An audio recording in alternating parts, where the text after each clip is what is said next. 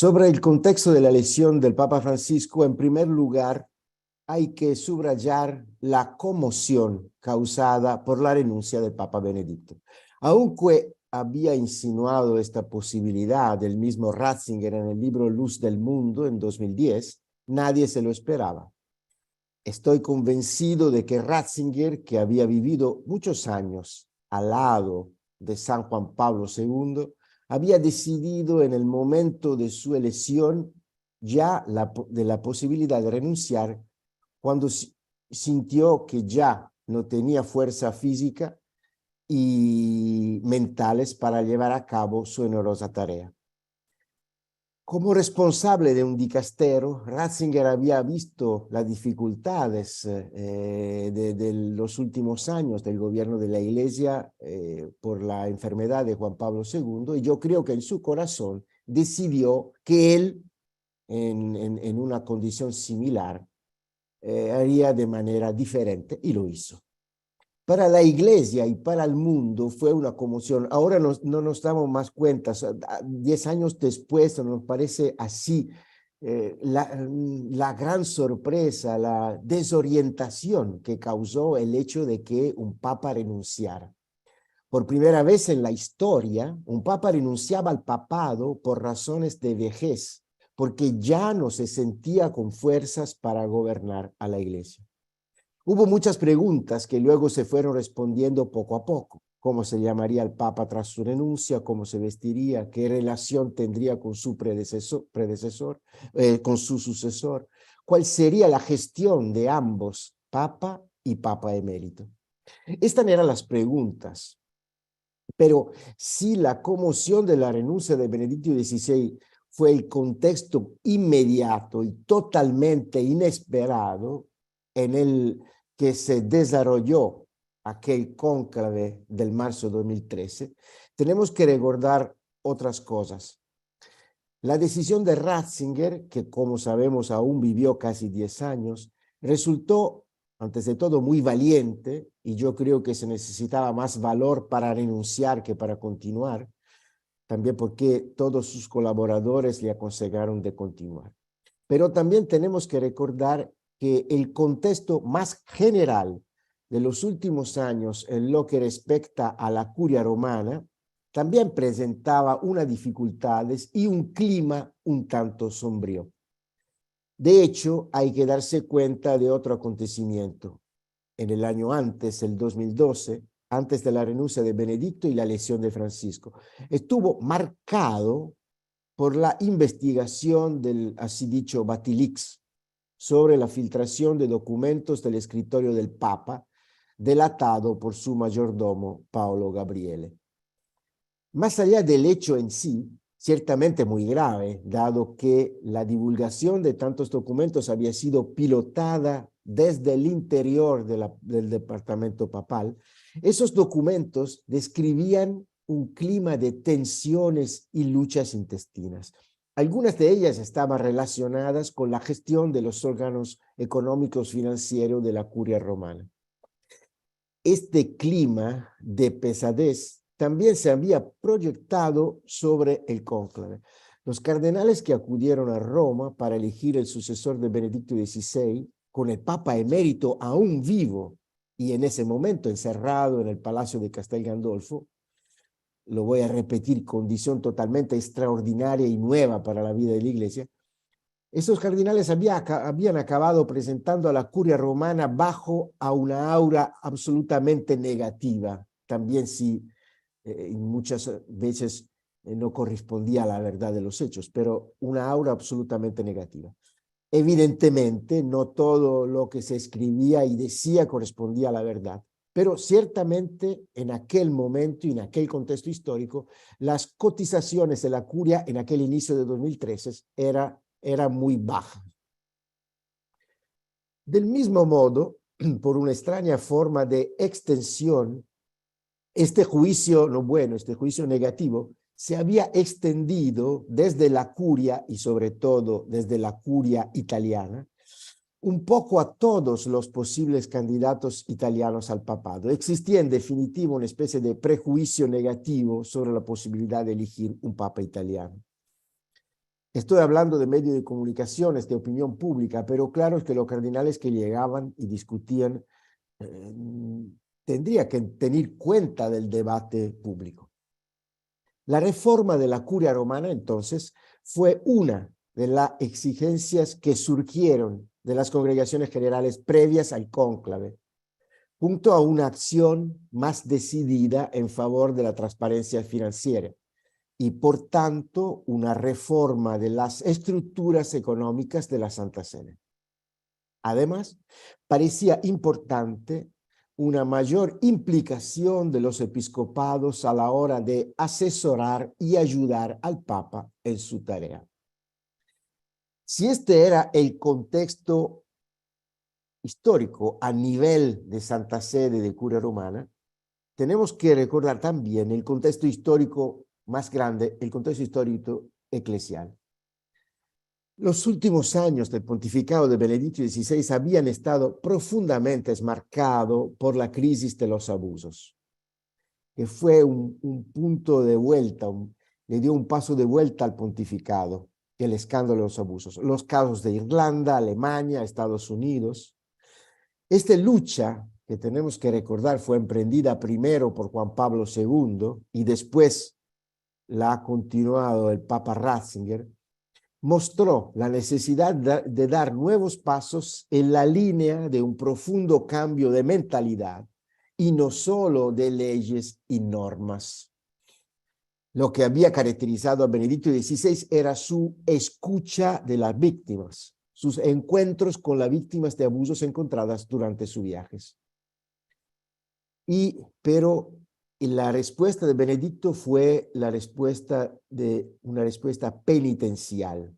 Y esta respuesta de Benedicto empezó a marcar su pontificado y también a marcar una distancia con los ambientes que se consideraban más cercanos a él mismo, porque a esos ambientes, así dichos ratzingerianos, esta vuelta penitencial de la iglesia no le gustaba muchísimo. Pero ese era otro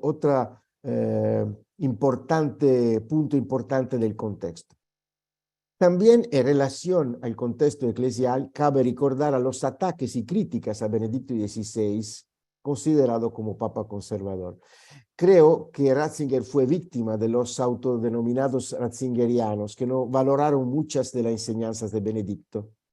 Basta aquí recordar, y quiero decirlos en continuidad con lo que nos ha dicho en el mensaje su eminencia Guillar Retes. Basta aquí recordar lo que dijo el Papa Ratzinger en Friburgo en septiembre de 2011. Voy a citar su palabra. Los ejemplos históricos muestran que el testimonio misionero de la Iglesia, desprendida del mundo, resulta más claro. Liberada de fardos y privilegios materiales y políticos, la Iglesia puede dedicarse mejor y de manera verdaderamente cristiana al mundo entero. Puede verdaderamente estar abierta al mundo.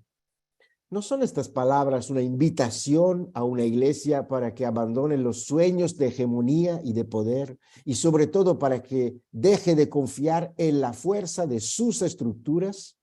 Encuentro en esas palabras en absoluta sintonía con la perspectiva del Papa Francisco para una iglesia desprendida de sus posesiones que no confía en sí misma.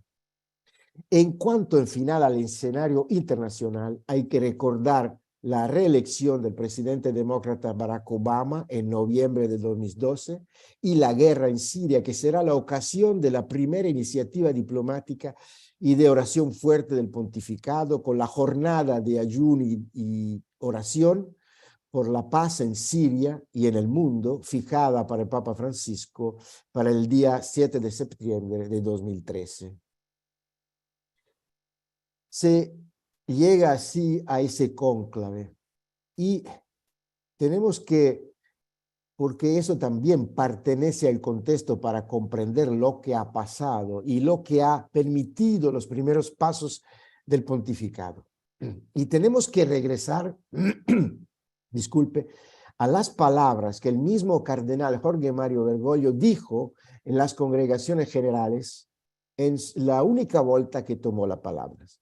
Se acuerden que cada cardenal tenía la posibilidad de hablar para 5 minutos, no más, y que después le se quitara la palabra para permitir a los otros de hablar. Y el cardenal habló por 3 minutos más o menos y dijo, se hizo referencia a la evangelización, es la razón de ser de la iglesia, la dulce y confortadora alegría del evangelizar. Esta es la razón de ser de la iglesia. Y es el mismo Jesucristo que desde dentro nos impulsa.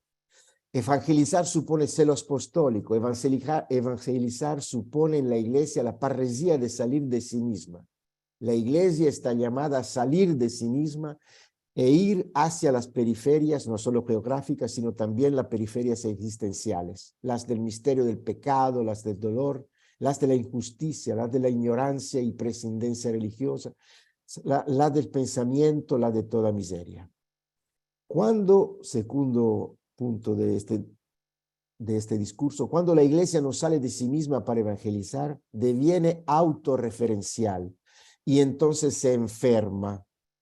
Los males que a lo largo del tiempo se dan en las instituciones eclesiales tienen raíz en la autorreferencialidad.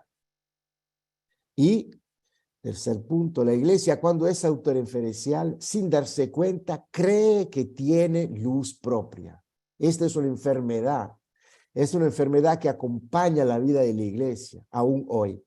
Deja de ser la iglesia el mysterium lunae de los padres, de los antiguos padres de la iglesia, y al lugar a ese mal tan grave, y da lugar a ese mal tan grave, dijo Bergoglio, que es la mundanidad espiritual, que según el padre de Lubac es el peor mal que puede sobrevenir a la iglesia.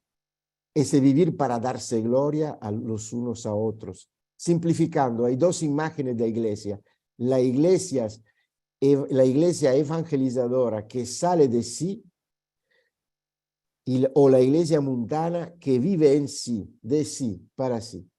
Esto debe dar luz a los posibles cambios y reformas que haya que hacer para la salvación de las almas. Y al final, las últimas palabras. Pensando en el próximo Papa, y era el próximo Papa que decía esto, un hombre que desde la contemplación de Jesucristo y desde la adoración a Jesucristo ayude a la iglesia a salir de sí hacia las periferias existenciales, de sí misma hacia las periferias existenciales, que la ayude a ser la madre fecunda que vive de la dulce y confortadora alegría de evangelizar. Este discurso del cardenal Bergoglio fue importante para determinar lo que sucedería unos días después. El cardenal de Buenos Aires, la única vez que tomó la palabra públicamente ante los otros cardenales, no había hecho una lista de problemas. Y la iglesia, la curia romana y la iglesia estaban viviendo un tiempo de problemas. Se puede decir cuándo ha vivido tiempo sin problemas, pero vivía un tiempo de problemas en el interior. Y el cardenal Bergoglio no había hecho una lista de problemas, no había propuesto soluciones a los varios problemas, sino que había indicado, en pocas palabras, un hilo conductor con lo esencial, la alegría de evangelizar para una iglesia que no es autorreferencial, no se cree la fuente, sino que sabe que solo puede reflejar la luz de otro, la luz del Señor, sin el cual no puede hacer nada. Los primeros pasos del pontificado de Francisco han ofrecido respuestas en el sentido indicado por los cardenales antes del cónclave. El acto más significativo ha sido, en primer lugar, el nombramiento de varios cardenales de todos los continentes para un consejo que ayude al Papa a reformar la curia romana, y no solo, y le ayude también en el gobierno de la Iglesia Universal. Lo sabemos porque este consejo se ha renovado hace pocos días, la semana pasada, y en esta semana, y también si la reforma de la curia ya se completó con la publicación de la Constitución Apostólica Predicata Evangelio. Entonces, surgió para reformar a la curia, pero para asesorar, ayudar también el Papa en el gobierno de la Iglesia Universal. Se trata de un instrumento más ágil y operativo que todo el consistorio de los cardenales juntos, y es una forma de asociar a personalidades de las iglesias locales en el gobierno de la Iglesia Universal. Inicialmente, la reforma de la curia no tenía que empezar por las estructuras económicos financieras, pero una serie de escándalos e investigaciones de la justicia italiana que pusieron de manifiesto la falta de transparencia en la gestión, por ejemplo, del OIOR, cambiaron el orden del día.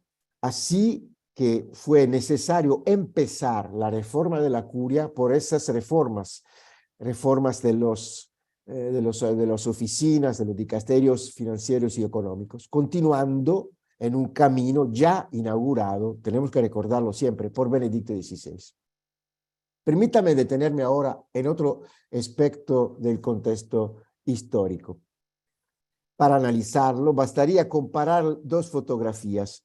La de la Plaza San Pedro, la noche de la elección de Ratzinger, 19 de abril de 2005, y la de la misma plaza, la noche de la elección de Francisco, 13 de marzo de 2013. Solo han pasado 7 años, pero parece una era geológica. En la segunda foto todo es un enjambre de mini flash para fotos hechas con móviles, un elemento mucho menos presente en el 2005. El entorno digital, el mundo de las redes sociales, el bombardeo de información al que estamos sometidos, ha crecido exponencialmente en los últimos años, convirtiéndose en un elemento imprescindible para entender el cambio de época del que habla Francisco. En este contexto, muchas veces formado por burbujas autorreferenciales, explica mucho de la ferocidad de ciertas críticas dirigidas al Papa por pequeños grupos que parecen enormes en la web. Y a estos ataques han sido referencia en el señor cardenal Pietro Parolin, secretario de Estado, y el señor cardenal Aguiar Retes. Y también nos dice, estos ataques nos dicen que gracias a las modernas tecnologías, la información y el comentario de los hechos están ahora al alcance de todos. Nos hemos convertido en una nación, en un pueblo de comentaristas que a menudo expresan opiniones en las redes sociales incluso antes de conocer los hechos, sus propios hechos, a veces sin tener en cuenta los hechos y utilizando un lenguaje simplificado y muy duro. Ante una sociedad líquida y un mundo occidental cada vez en el occidente más secularizado, en los últimos años de Benedicto se venía consolidando para algunos un modelo opositor, un modelo de oposición y un modelo de fuga para que sobrevivieran pequeñas comunidades cristianas autorreferenciales, esperando repetir el milagro de los benedictinos tras de la caída del Imperio Romano. Es la llamada opción Benedicto. La elección de los cardenales en el cónclave fue, en cambio, la de elegir a quien había trabajado para recopilar todos los textos y aportes de la conferencia del CELAM de Aparecida con una perspectiva evangelizadora absolutamente opuesta a la huida del mundo. Francisco, desde la primera homilía después de su elección, en la celebración de la misa con los cardenales en la Capilla Sistina, explicó la importancia para la Iglesia de huir de la mundanidad espiritual, no del mundo, de la mundanidad, no del mundo. En este contexto histórico, el camino recorrido por Francisco desde el inicio de su pontificado fue el de la misericordia. De hecho, no hay mejor palabra, en mi opinión, para resumir el mensaje del Papa. Como leemos el número 24 de Evangelii Gaudium, la exhortación apostólica que representa la hoja de ruta del pontificado y que aún espera ser plenamente comprendida, vivida y puesta en práctica. Dice el Papa, la iglesia en salida es la comunidad de discípulos misioneros que primerean, que se involucran, que acompañan, que fructifican y festejan. La comunidad evangelizadora experimenta que el Señor tomó la iniciativa, la ha primereado en el amor. Y por eso Él la sabe adelantarse, tomar la iniciativa sin miedo, salir al encuentro. Vive un deseo inagotable de brindar misericordia, fruto de haber experimentado la infinita misericordia del Padre y su fuerza difusiva. Como consecuencia, la Iglesia sabe involucrarse. Es lo opuesto de la opción Benedicto en el sentido de San Benedicto de Norcia, que estos grupos estaban planteando y ahora viven como oposición al mundo, que es una huida del mundo. Como consecuencia, la iglesia sabe involucrarse, dice Francisco. Jesús lavó a los pies de sus discípulos. El Señor se involucra a los suyos, poniéndose de rodillas ante los demás para lavarlos. La comunidad evangelizadora se mete con obras y gestos en la vida cotidiana de los demás. Achica distancia, se abaja hasta la humillación si es necesario y asume la vida humana tocando la carne sufriente de Cristo en el pueblo. Quisiera recordar en este sentido, hablando de misericordia, la homilía, porque también esta pertenece al contexto, pronunciada por el cardenal Angelo Sodano, decano del Colegio Cardinalicio, con motivo de la misa Romano Pontifici Eligendo, en la mañana del 12 de marzo del 2013, en el día que comenzó el cónclave, el día antes de la elección del Papa Francisco. El cardenal dijo: Jesús, que vino al mundo para hacer presente el amor del Padre por los hombres, es un amor que se nota particularmente en contacto con el sufrimiento, la injusticia, la pobreza, con todas las debilidades humanas, tanto físicas como morales. A este respecto es conocida la célebre encíclica del Papa Juan Pablo II, Dive sin Misericordia, que añadía: el modo en que se manifiesta el amor se llama precisamente en el lenguaje bíblico misericordia. Esta misión de misericordia fue luego confiada por Cristo a los pastores de su iglesia. Es una misión que compromete a todo sacerdote y obispo, pero compromete aún más el obispo de Roma, pastor de la Iglesia Universal. La palabra del cardenal señalaron el camino de la misericordia antes del cónclave, en continuidad con un mensaje del Juan Pablo II, y yo creo que este es el mensaje que empezó, con lo cual se empezó el pontificado de Papa Francisco. El testimonio de la misericordia representa, por tanto, un elemento fundamental de este amor salvífico de Dios, que es anterior a la obligación moral y religiosa. En otras palabras, aquellos que aún no han entrado en contacto con el hecho cristiano, difícilmente quedarán impresionados o fascinados por la afirmación de las normas y obligaciones morales, por la insistencia en las prohibiciones o por la lista detallada de los pecados, por las condenas o por las apelaciones a los valores de una época que ya no estamos más viviendo. Y esto es interesante de notarlo en la línea de una continuidad. Incluso Benedicto XVI lo había observado lúcidamente en los últimos tiempos. El 13 de mayo de 2010, a los obispos de Portugal reunidos en Fátima había dicho: cuando en la opinión de muchos la fe católica ha dejado de ser patrimonio común de la sociedad y se la ve a menudo como una semilla achecada y ofuscada por divinidades y por los señores de este mundo, será muy difícil que la fe llegue a los corazones mediante simples disquisiciones o moralismos, y menos aún a través de genéricas referencias a los valores cristianos. El mero enunciado del mensaje, son palabras de Benedicto, no llega al fondo del corazón de la persona, no toca su libertad, no cambia la vida. Lo que fascina y sobre todo el encuentro con personas creyentes que por su fe atraen hacia la gracia de Cristo dando testimonio de él. Y esto es lo que Papa Francisco está intentando de hacer y empezó a hacer el día de su elección como obispo de Roma. Y concluyendo, quiero decir las palabras que el Papa Francisco dijo y en el libro Entrevista, el nombre de Dios es misericordia. Siguiendo al Señor, la Iglesia está llamada a difundir su misericordia sobre todos aquellos que se reconocen pecadores, responsables del mal realizado, que se sienten necesitados de perdón. La Iglesia no está al mundo para condenar, sino para permitir el encuentro con ese amor visceral que es la misericordia de Dios.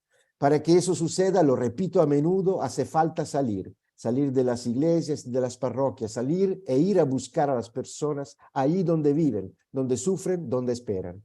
El hospital de campo, la imagen con la que me gusta describir esta iglesia emergente, tiene la característica de aparecer allí donde se combate. No es la estructura sólida dotada de todo, donde vamos a curarnos las pequeñas y las grandes enfermedades. Es una estructura móvil de primeros auxilios, de emergencia, para evitar que los combatientes mueran.